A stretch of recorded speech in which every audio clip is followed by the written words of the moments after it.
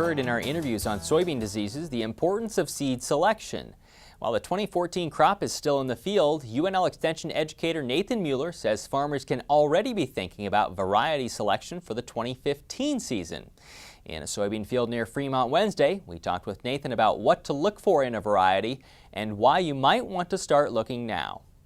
The main thing now is to capture those early seed discounts, and the nice thing about doing that, we can go ahead and capture those early discounts, select a few varieties, and we'll talk about what to select for.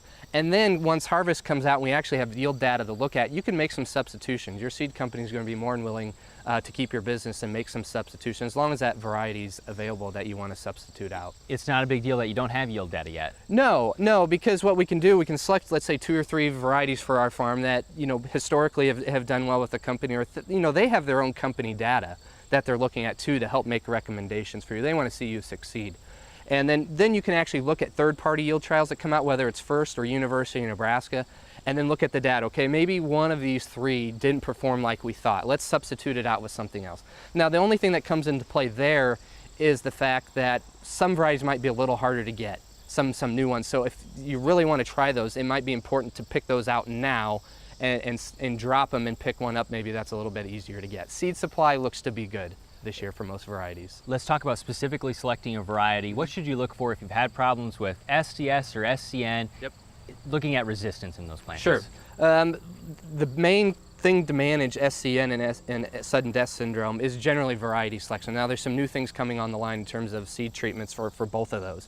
But still, if you have a history of SDS, it's important to make a note what field, what it was 2 years ago, what did you plant for a variety, how did it perform, what was the rating, and go ahead and pick that. If that's your biggest yield limiting factor is a disease or cyst, you want to pick on that. But let's just talk about yield, for example. We know in third-party trials, and these are varieties that companies freely submit, there can be, let's say in first trials or adjacent states where we have a lot of varieties, there can be a 15 bushel difference between the best performing and the worst performing. Try finding any other management practice that can give you up to a 15 bushel swing.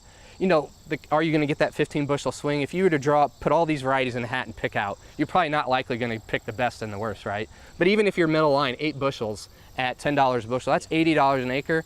There's a lot of farmers that want to figure out how to make an extra $80 an acre this next year. And I've heard researchers talk about the improvements that seed companies have made. You don't take as much of a penalty for selecting something, for instance, that has an SCN resistance to it or tolerance to it. No, and a lot of things when it comes to SCN, they've worked out that plant introduction for SCN the most common. So now there's not a yield drag in most of those varieties. SDS, I've never really heard of any yield specific drag with looking or selecting for SDS. What if you've had lodging problems in some of your fields? Yeah, so lodging problem, like this field behind us, you can see there's a little bit of lodging. If you're in an area where you have history of tall beans or lodging, or you have a manured field, whether it's through biosolids or cattle manure or hog manure, those are environments where you tend to get a lot of vegetative growth. And if soybeans lodge, before harvest, that limits photosynthesis. You tend to have more disease issues, and then obviously a problem come harvest. So those are things to look for, the standability rating of the variety, and most companies give that type of either lodging or standability score.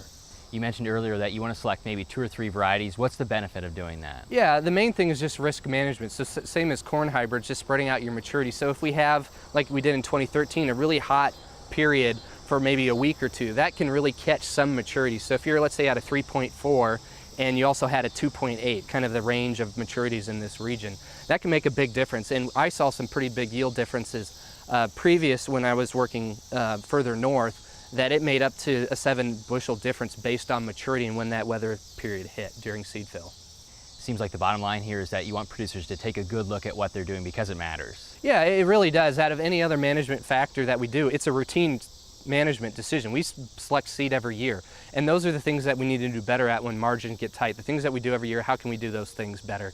And again, if you're looking at an 8 bushel difference and the cost of those 2 varieties is 2 bushel difference in a bag, it's really a no-brainer just to spend more time.